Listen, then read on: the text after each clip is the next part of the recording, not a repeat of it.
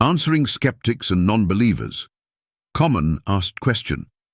If you read the Bible, there is not a single unequivocal statement in the where Jesus Christ himself said, complete Bible says, I am God or worship me. Here's a response to the skeptic's argument that Jesus never made an unequivocal statement saying, I am God or worship me, using scriptural evidence and logical reasoning to demonstrate Jesus' divinity, along with a challenge they cannot deny. Response to the skeptic's argument. While Jesus never said the exact phrase, I am God or worship me, he made numerous statements and performed actions that unequivocally revealed his divinity to those who understood his claims in their proper cultural and theological context. John chapter 10:30-33. Jesus said, I and the Father are one. The Jews understood this as a claim to divinity, as they immediately picked up stones to stone him, saying, We are not stoning you for any good work, but for blasphemy, because you, a mere man, claim to be God. This shows that Jesus' claim was clear to his audience. John 8:58. Jesus declared, Before Abraham was born, I am. This statement references God's self-identification in Exodus 3:14, where God says, I am who I am. The Jews again sought to stone him because they understood he was claiming to be the eternal God. Matthew chapter 28:18-19. After his resurrection, Jesus commanded his disciples to baptize in the name of the Father and of the Son and of the Holy Spirit.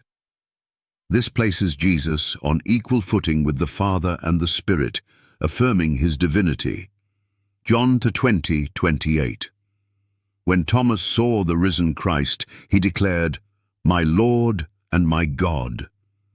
Jesus did not rebuke Thomas for calling him God, but affirmed his faith, saying, Because you have seen me, you have believed. Blessed are those who have not seen and yet have believed. Hebrews chapter 1:8. The Father himself calls the Son God. But about the Son he says, Your throne, O God, will last forever and ever. This is a direct affirmation of Jesus' divinity. Revelation 1:17-18. Jesus proclaims, I am the first and the last. I am the living one. I was dead, and now look, I am alive forever and ever, and I hold the keys of death and Hades. The titles first and last are used for Yahweh in Isaiah 44:6, showing Jesus is claiming the same divine identity. Mark 2:5-7.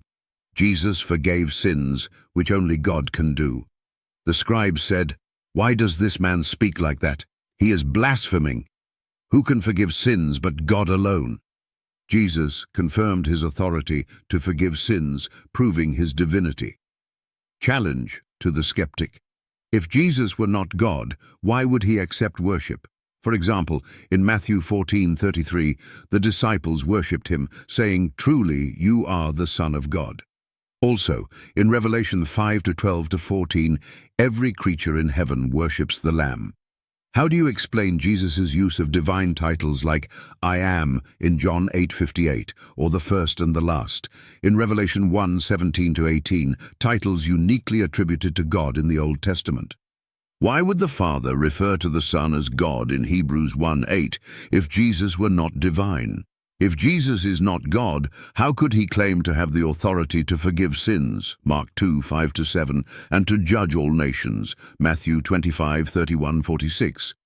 Why would Thomas, a devout Jew, call Jesus my Lord and my God? John 20:28. If it were blasphemy, and why would Jesus affirm this declaration instead of correcting him? Conclusion.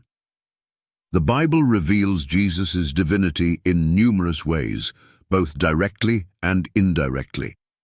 Jesus spoke and acted in ways that unmistakably identified him as God to his audience.